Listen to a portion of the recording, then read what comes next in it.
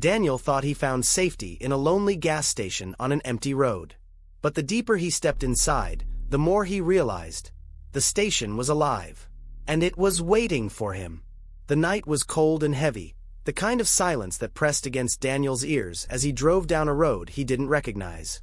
His phone had no signal, the GPS had long since stopped working, and the gas meter hovered dangerously low. He hadn't seen another car for hours. Just endless stretches of asphalt, swallowed by fields of black. When the engine sputtered, Daniel cursed under his breath. The car rolled to a stop in the middle of nowhere. No houses, no signs, just emptiness. He gripped the steering wheel, trying to calm the rising panic in his chest. And then, he saw it. In the distance, faint but unmistakable, a flicker of neon light. A gas station. Out here, in the dead heart of nowhere. Relief surged through him. He grabbed his flashlight and stepped into the night, the cold air biting against his skin. The gas station looked wrong. The lights buzzed too bright, casting harsh shadows that stretched unnaturally long across the cracked concrete. The air smelled of rust and damp earth, as if the ground itself was rotting. Yet the station's doors slid open as he approached, as if expecting him. Inside, the place was empty.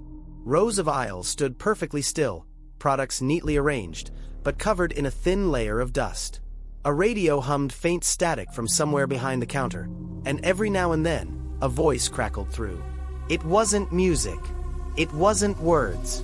Just whispers. Daniel called out, "Hello? Is anyone here?" His voice echoed too loudly, as if the walls swallowed the sound and spat it back thinner, weaker. No one answered. He walked the aisles, his flashlight beam trembling in his hand. The deeper he went, the stranger the store became. Shelves bent at impossible angles. Labels on the cans and bottles seemed to blur if he stared too long. And then he noticed. The products were all expired. Years. Decades. A noise came from the back. A slow dragging sound, like something heavy being pulled across the floor.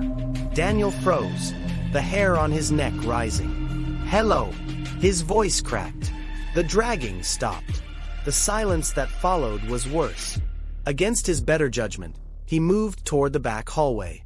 The air grew colder, and the fluorescent lights above him flickered violently. He passed a restroom door, its mirror cracked, its floor stained dark. The smell of mold and iron filled his nose. At the very end of the hallway, a door stood slightly open. Beyond it, darkness. He pushed it gently, and the hinges screamed.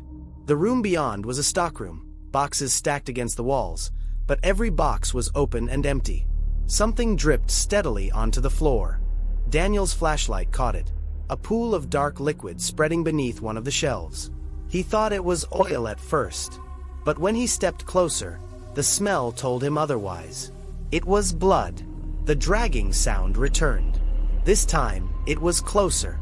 Daniel whipped his light toward the corner, but there was nothing there. The shadows twisted as if something had just moved out of sight. His breath quickened. He needed to leave. He turned back down the hall, but it didn't look the same anymore. The walls seemed longer. The floor stretched ahead in a way that made no sense. Each flicker of the lights revealed the hallway changing, doors appearing where there hadn't been any, old payphones bolted to the wall, pictures in frames that shifted when he blinked. He ran. His footsteps echoed too loud, bouncing back at him like a second pair chasing him. When he reached the main store again, it wasn't empty anymore. A figure stood at the far end of an aisle. Tall, still, watching. Daniel's light shook as he raised it, but the beam only revealed a silhouette, impossibly thin arms, a head that tilted unnaturally far to one side. The face was lost in shadow, yet Daniel could feel its stare drilling into him. He backed away slowly. "I don't want any trouble," he whispered. The figure didn't move. Not until the light above them buzzed, went out, and when it came back, the figure was gone. The whispers from the radio grew louder now, clearer. Not words, but a chorus, calling his name. Daniel stumbled toward the door, desperate to escape. He slammed his body into it, but it didn't budge. The glass wasn't glass anymore. It rippled like black water under his hands. His flashlight flickered, and when it came back on, every aisle was filled. Dozens of figures, all standing perfectly still. Their heads tilted, just like the first one.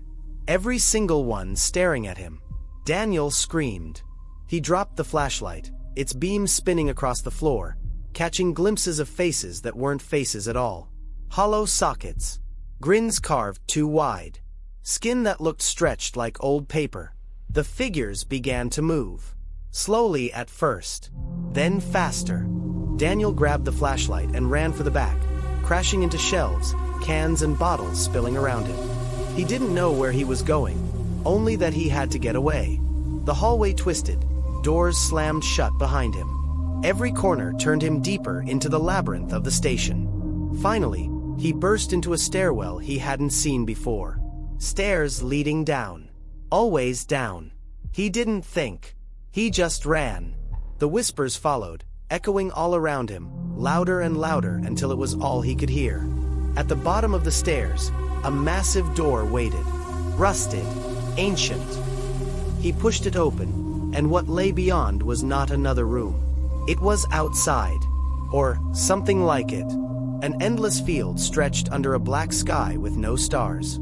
Shapes moved in the distance, crawling, shifting, standing tall against the horizon. And in the center of it all was the gas station. The same gas station, but twisted, rotting, pulsing like a living thing. Daniel fell to his knees, realization dawning with horrifying clarity. He hadn't found the station by accident. It had led him here. It wanted him here. The figures stepped out of the field, circling him. Their whispers filled the air, now clear and sharp. Words he could finally understand. Stay. The flashlight went out, and Daniel was gone. They say if you ever drive down that road at night, you might see the glow of a neon sign in the distance.